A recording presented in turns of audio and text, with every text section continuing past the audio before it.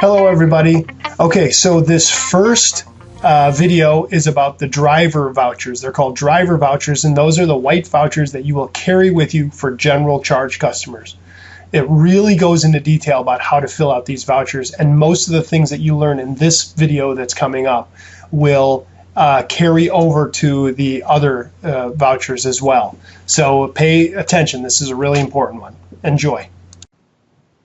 Okay, so the first type of voucher that we're going to show you is the generic voucher that you've been carrying with you all these years, what would currently be the white voucher that you'd use for the majority of the normal accounts. This particular voucher, let's start on the very left-hand side. You'll see a small area that could be used as a stub for the passengers if they wanted a receipt right on the spot. We're not going to encourage you to offer this to the customers and rather tell them that they'll be getting images of their vouchers with their bill.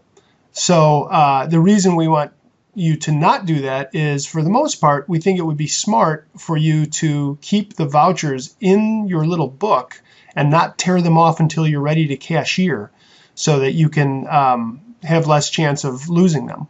But if the customer insists on getting a receipt at the time of the fare, you could give them that little stub. Either you or them could fill out that left-hand side.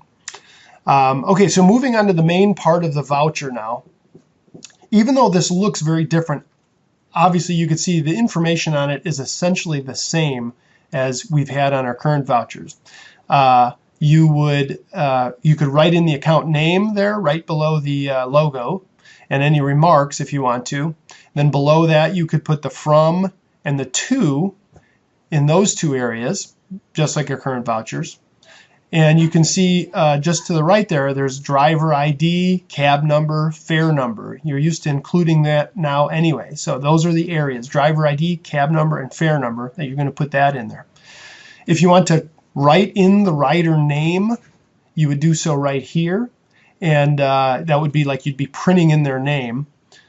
You could see that your passengers are going to sign in the lower right-hand corner of the voucher. But if you want to write in their name, it would be over there. Or if you have a delivery, you see it says received by, and that's where you could put in who accepted the delivery, or who accepted the person, for that matter, if let's say you're delivering a minor or something. Okay, so now for all the black boxes that are on the voucher. This is the sort of the meat and potatoes of the whole thing. Just below in the center section there, it says account number, just below where we just talked about all the text. That's where you would put in the 4-digit account number. Below that is a box that you will rarely, if ever, use, client data number 2. That's really if there are special customers that want to keep track of, let's say, cost centers or something. We'll be instructing those customers that that's the area that they would write in, like a department number or a cost center or something. So it would be to their benefit when they receive the vouchers back. But you're only going to fill in the 4-digit account number right here. Okay, then moving on to the right side, you'll see date, time, amount on meter, gratuity, and total. So the most important thing to notice with the new vouchers is that this software was written in the Canadian and European format for people that typically write in dates.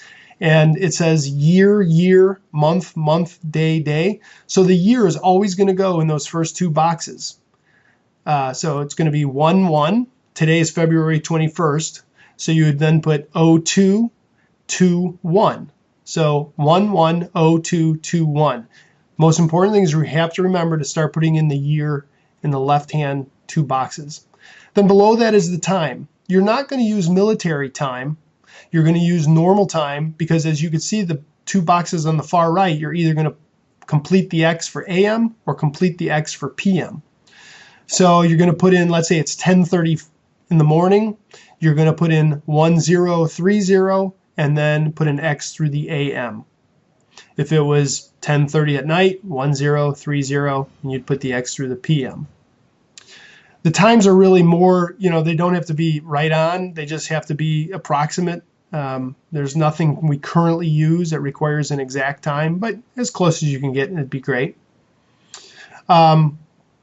Okay, then below that, the amount on the meter. Obviously, you can see the period in the middle there. So you'd have dollars, period, cents. So you'd write in the fare amount, you'd have the customer write in the gratuity, and then either you or the customer will total the voucher. Now, here's the most important thing on all of these new vouchers. The neater you can write your digits in those boxes, the better it will be for everybody. The customer will not have any issues with needing to know the amounts. The back office won't need to be asking you what the amounts are. The key to the success of this whole thing is for those digits to be as neat as possible. And then if we do that, then everything goes smooth from that point on. So this is, all the other vouchers look very similar to this, and we'll go over those as well. But this is basically the information that's on these vouchers. Thank you very much.